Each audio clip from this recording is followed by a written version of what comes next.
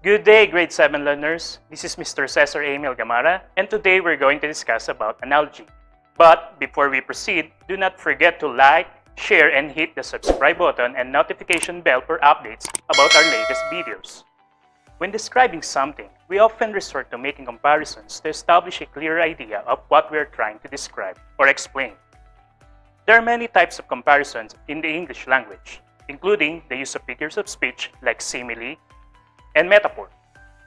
This lesson focuses on the use of other rhetorical devices like analogy in comparing things ordered to describe or make a point. And here are the objectives of today's lesson. First, use figures of speech, simile, and metaphor in a sentence. Number 2, differentiate simile, metaphor, and analogy. And the third one, search examples of analogies using available sources such as books, magazines, or internet. What can you say about a tree? Can a tree be associated to life? How will you relate life to a tree? I want you to give me 5 concepts that will show the relationship between the two. You may also present your answers to your parents or guardians, and you may also ask them to share their opinions about your answers. Those are very good examples.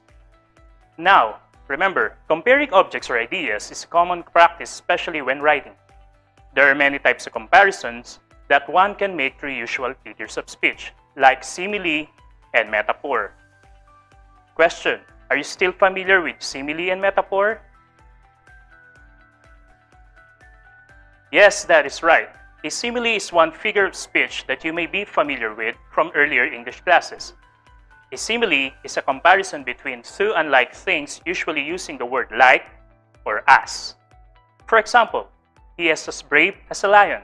The two things or person that's being compared is he and lion, and their similar characteristic is the word brave. Can you give me other examples of similes? Again, those are very good examples. Now, how will you define a metaphor? A metaphor is a figure of speech that describes an object or action in a way that isn't literally true, but helps explain an idea or make a comparison. A good example for this is life is a highway. Why do you think life is compared to a highway? You may have different interpretations, but for me, life is compared to a highway because we're all in different journeys. Take note, there are also literary techniques or devices that can show and provide a more detailed comparison of things and ideas. One example of these techniques is the use of analogy. Now, are you familiar with analogy? An analogy is a literary technique that involves comparison of how two things are alike, but with the ultimate goal of making a point about this comparison. Although often quite similar or related with simile and metaphor, an analogy is not a figure of speech. Again, it's not a figure of speech.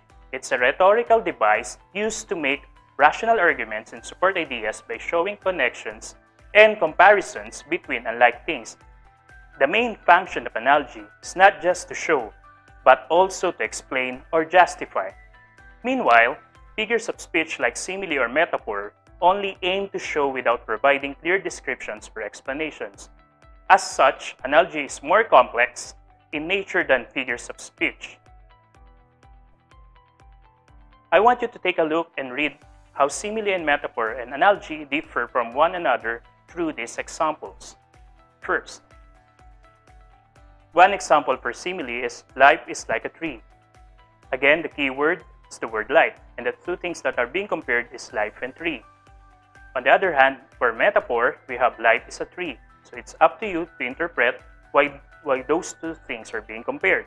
And the last is analogy. Life is just like a tree.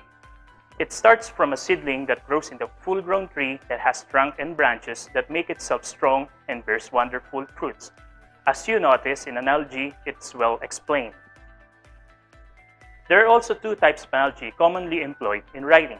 The first one are analogies that identify identical relationships. This type of analogy takes the form A is to B as C is to D. If you can still remember our lesson during the first quarter, this is just the same. Again, and it's often used to directly illustrate similar relationships between two pairs of words often for the purpose of logical argument. Example, English is to language as mathematics is to arithmetic. The example given vividly shows the connection between English and language and mathematics and arithmetic. English is basically a subject that focuses on language, while mathematics deals primarily with arithmetic or numbers. The second type of analogy are analogies that identify shared abstraction. This form of analogy compares two things or concepts that are technically unrelated in order to establish a connection between a characteristic that they share. This type is common and useful in writing because it can make abstract ideas and concepts more concrete. Example, what soldiers do for the country, white blood cells do inside the body. As you can see, the two underlined words, soldiers and white blood cells, are the two things that are being compared. And here's the explanation. In a given example, the abstract concept of how white blood cells function in the body is made clear by explaining that they protect everything inside, like how soldiers perform their sworn duty to protect their country. So the common characteristics of those two is that they do the same role, which is to protect someone or something. Remember, in writing, analogies play the function of making abstract concepts more concrete, adding depth and feeling to an image, and describing and making a point to establish an argument. Before we end this lesson, I want you to do this activity using available resources such as books, magazines, and the internet. I want you to look for examples of analogy that identify shared abstraction to describe or make a point. You may write your answers in your notebook.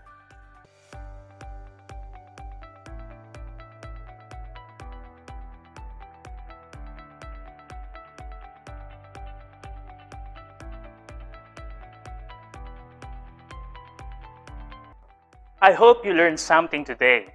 Once again, this is Mr. Cesar Amiel Gamara. Thank you.